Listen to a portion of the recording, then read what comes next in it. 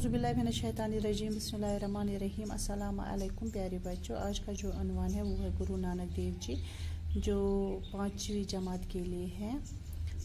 सबसे पहले है मोहताज। मोहताज ज़रूरतमंद को कहते हैं। गृहस्थी घर बार, मुफलिस गरीब, फानी न रहने वाली चीज़, रफ्ता रफ्ता आहिस्ता आहिस्ता पवित्र पाक।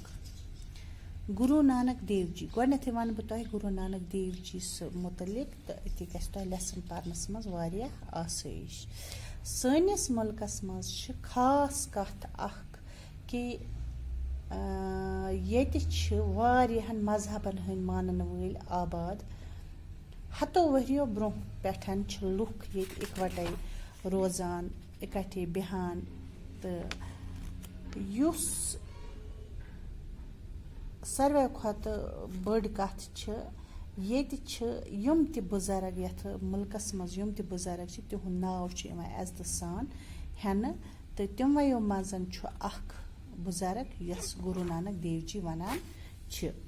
गुरु नानक देव जी सन्स पैदाइश छ गमज आज ब्रोह लगभग 600 वरी ब्रोह तलवंडी गावमस मज युस के जन आज यथ आज इस नानकाना साहब वनान छ। यह गाम छु वो पाकिस्तानस मज तो यह छु लाहौर पेठन 15 किलोमीटर दूर जुनूबस कोन। गुरु नानक देव जी सुंद मोल युस ओस तमिस ओस नाव कालू चंद।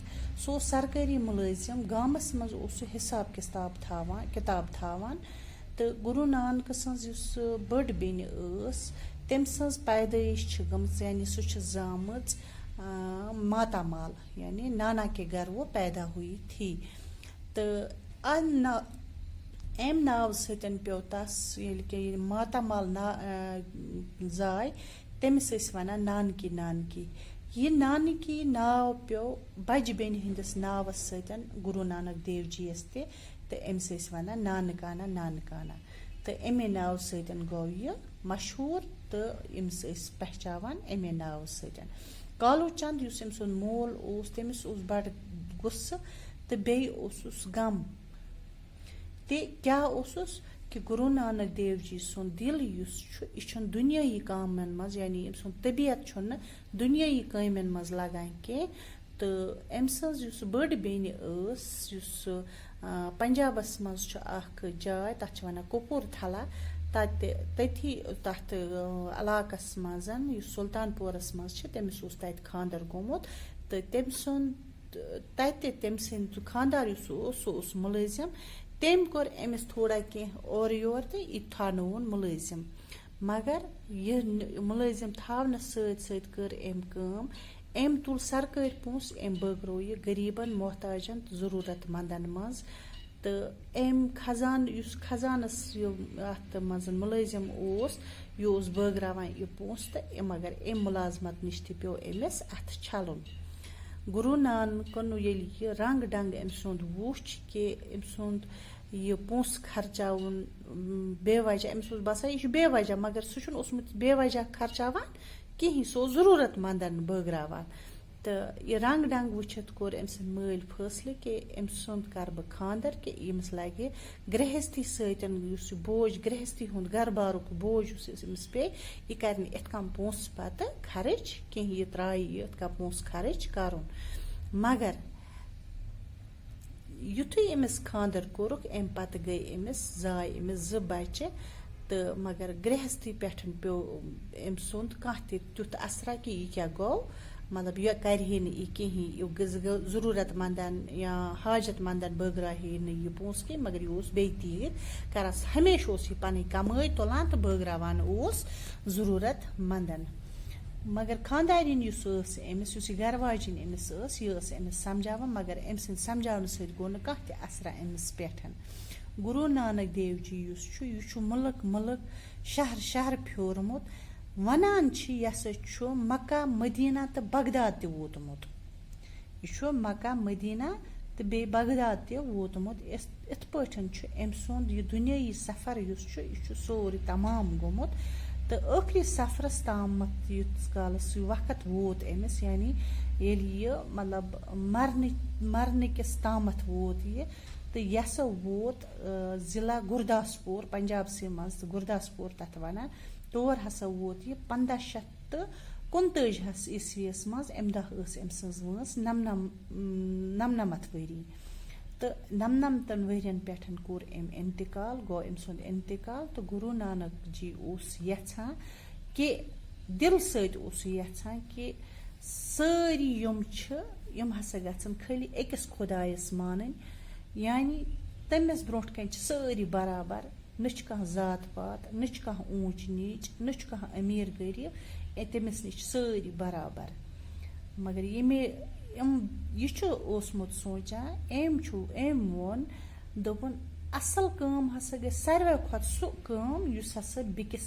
मुसीबत विज जरूरत यानी यह कन यह करान ओस पान गरीबस मोहताजस ओस यह दिवान तमिस ओस यह मतलब करान कहीं कि बह दिम मे पोस तो बह दिम कहीं पंजाब कन किसानन यम पंजाबस मज जमींदार अम सम तालीमात अम तालीम दिच लूकन कि सारी खुदायस नश बराबर सारी मतलब कुनी न कह बोड़ लकुट न कह जात पात न कह अमीर गरीब तो आहिस्ता आहिस्ता रफ्ता रफ्ता हसा वह कत अमन नश तो यह हसा बनियाव मजहब यथ इनको मानने वाले सिख कहलाए यानी अम सज कथन मानन वालो तमो वोनुक पानस हसा सिख गुरु नानक दोयमिन बुजुर्गन हज कथ यानी गुरु नानक सज यम कथ यथ किताब मज जमा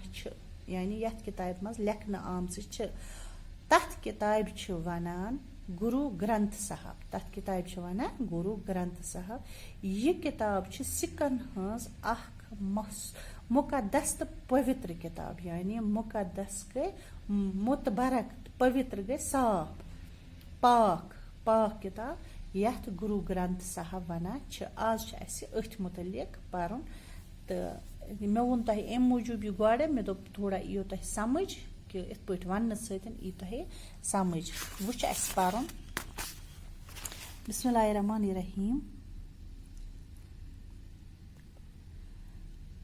हमारे मुल्क हिंदुस्तान की कई खास बातें हैं।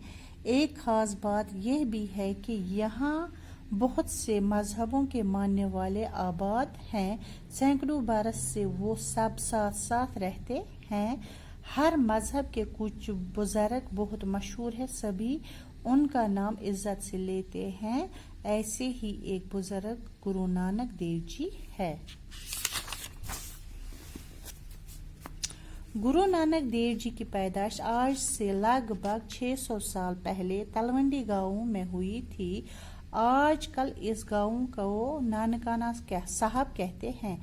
ये गांव अब पाकिस्तान में है और लाहौर से 15 किलोमीटर की दूरी पर जुनूब में वाक़ा है। गुरु नानक देव जी के वालिद का नाम कालू चंद था और वो सरकार में गांवों का हिसाब किताब लिखने पर मुलाजिम थे। गुरु नानक की बड़ी बहन की पैदाइश अपने नाना के घर में हुई थी, इसलिए इन्हें नानकी यानी नाना के कहते थे। बड़ी बहन के नाम पर इनको भी नानक यानी नाना का कहने लगे और आइंदा वो इसी नाम से पहचाने गए। कालू चंद को ये देखकर रंज होता था और गुस्सा भी आता था कि गुरु नानक की तबीयत दुनिया के कामों में नहीं लगती, मगर क्या करता। गुरु नानक की बहन कपूरथला के इलाका सुल्तानपुर में ब्याही गई थी और उसका शौहर इलाके के हाकिम के सरकार में मुलाजिम था। ये सोचकर शायद नौकरी में गुरु नानक का जी लगे, गुरु नानक को भी सरकार में नौकर रखवा दिया। वहाँ भी गुरु नानक ने मोहताजों और ज़रूरतमंदों के लिए दान पान का दरवाज़ा खोल दिया और सरकारी खजाने का रुपया गरीबों और मुफलिसों में तकसीम करने लगे। चनाचे इस मुलाजमत से भी इन्हें अलग होना पड़ा। मकलियाव असी उत्तमत तक बाकी पो पत ज्यादा तह ओ पान वो समझ कि हमारे मुल्क हिंदुस्तान की कई ख़ास बातें हैं, यानी सानिस मुल्कस मज वारिया ख़ास बात। एक ख़ास वारिया कह कथ, एक ख़ास बात यह भी है कि यहाँ बहुत से मजहबों के मानने वाले आबाद है। ये हसा वारियाहन मजहबन हंद मानन वल रोजान सैकड़ों बरस से वो सब साथ साथ रहते हैं। तुम हसा हत बदो वरियो पे ये रोजान। हर मजहब के कुछ बुजुर्ग बहुत मशहूर है। प्रत कुन मजहब के मशहूर बुजुर्ग हसा सभी उनका नाम इज्जत से लेते हैं। सारी तिमन हुंद नाव इज्जत सान हेवान। ऐसे ही एक बुजुर्ग का नाम गुरु नानक देव जी है। उमयो मज गुरु नानक देव जी। गुरु नानक की पैदाइश आज से लगभग 600 साल पहले तलवंडी गाँव में हुई। दपा गुरु नानक सज पैदाइश हसा आज ब्रो तकरीबन 600 वरी ब्रो तलवंडी गाँवस मज गमज। आजकल इस गाँव को नानकाना साहब कहते हैं। आज हसा अत गाँवस वनान नानकाना साहब। ये गाँव पाकिस्तान में है। ये गाँव वो पाकिस्तान मज और लाहौर से 15 किलोमीटर दूरी पर जुनूब में वाक़ है। तो लाहौर पे 15 किलोमीटर दूर जुनूबस कोन। गुरु नानक देव जी का वालिद का नाम कालू चंद था। गुरु नानक देव जी सनिस मालिस उस नाम कालू चंद। वो सरकार में गाँव का हिसाब किताब लिखने पर मुलाजिम था। गाँवस मज हसा उसमुत ये हिसाब किताब लिखनस मज मुलाजिम। गुरु नानक की बड़ी बहन की पैदाइश अपने नाना के घर में हुई थी। गुरु नानक सज बड़ बेन तम जामज सो मातामाल, इसलिए इन्हें नानकी यानी नाना के कहते थे। तो तमिस उसमुत अम सत वनान नानकी नानकी। बड़ी बहन के नाम पर इनको भी नानक यानी नाना के कहने लगे। तो बड़ बहन हंदिस नावस वोनुक अमिस तो हमिस वनान नानकी, इमिस वनान नानका। और आइंदा वो इसी नाम से पहचाने गए। तो अमे नाव सतन आव ये जानने पहचानने। कालू चंद को ये देखकर रंज होता था। तमिस उसमुत ये वुछित मतलब गम आसा, परेशानी आसा और गुस्सा भी आता था। शरारत उसमुत खसान कि गुरु नानक की तबीयत दुनिया के कामों में नहीं लगती। तो गुरु नानक जी सुन तबीयत यह दुनियाई कामन मज लगा कहीं। मगर क्या करता, क्या करे। गुरु नानक की बहन कपूरथला के इलाका सुल्तानपुर में ब्याही गई थी। यानी गुरु नानक सज बहन युस कपूरथला किस इलाकस सुल्तानपुर ये बाये आमज और इनका शौहर इलाके के हाकिम के सरकार में मुलाजिम थी। तम सुद खानदार उस अत मुलाजिम। ये सोचकर शायद नौकरी में गुरु नानक का जी लगे। तो अत लोग थाया नौकरी। तो अम सुद दिल में लगे गुरु नानक को भी सरकार में नौकर रखवा गया। तो अम्स थोक अत मुलाजिम।